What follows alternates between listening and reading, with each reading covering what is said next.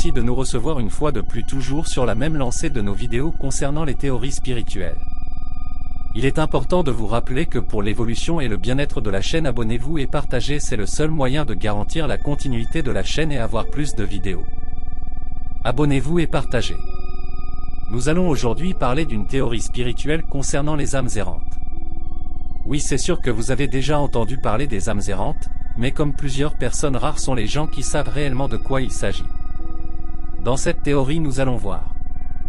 Selon la théorie, bien sûr, d'où viennent-ils et qu'est-ce qu'ils font. Comme le nom nous donne déjà quelques indices, on sait que dans le corps de l'homme il y a une âme, et par nature ou de ce que l'on sait, après un décès, l'âme doit quitter le corps humain, voyager, aller hors monde physique. Donc quand on dit errante, c'est une autre affaire. Déjà là on peut voir qu'une âme errante est une âme qui erre, également connue sous le nom d'esprit errant ou fantôme, fait référence à l'idée qu'une âme ou une conscience peut rester dans le monde matériel après la mort physique et ne pas trouver son chemin vers le repos éternel ou une nouvelle existence.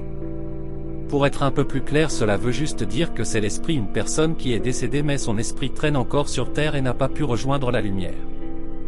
Il faut noter que différentes cultures et religions ont des conceptions variées sur la nature de l'âme, la vie après la mort et la possibilité d'âmes errantes. Comme dans le christianisme, les âmes errantes sont souvent associées au concept de purgatoire. Selon certaines branches du christianisme, le purgatoire est un état d'existence où les âmes se purifient après la mort avant d'entrer au paradis. Les âmes errantes peuvent être perçues comme des âmes en attente de leur purification finale.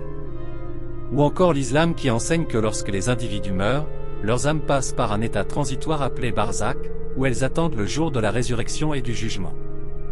On croit que certaines âmes peuvent être errantes pendant cette période et peuvent interagir avec le monde matériel. Alors pourquoi l'esprit n'a pas pu rejoindre la lumière?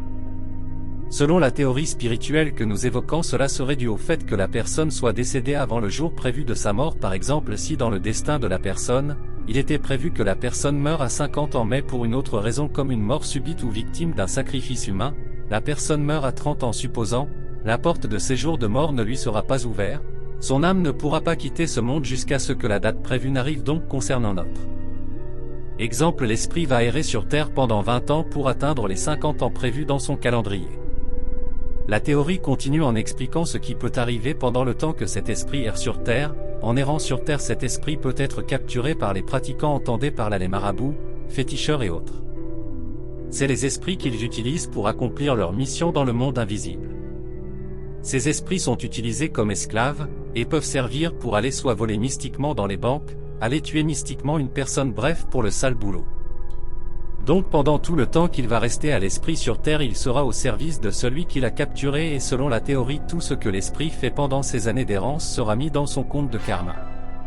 C'est à l'esprit de payer ce karma et pas celui qui l'a capturé, et après quand ces années arrivent, l'esprit sera libéré pour continuer son voyage. Après, il existerait des méthodes pour faire partir l'esprit plus tôt. Voilà la théorie sur les âmes errantes, c'est l'essentiel de la théorie. C'est sûr qu'il y a de ceux qui connaissent en profondeur, vous pouvez toujours partager en commentaire.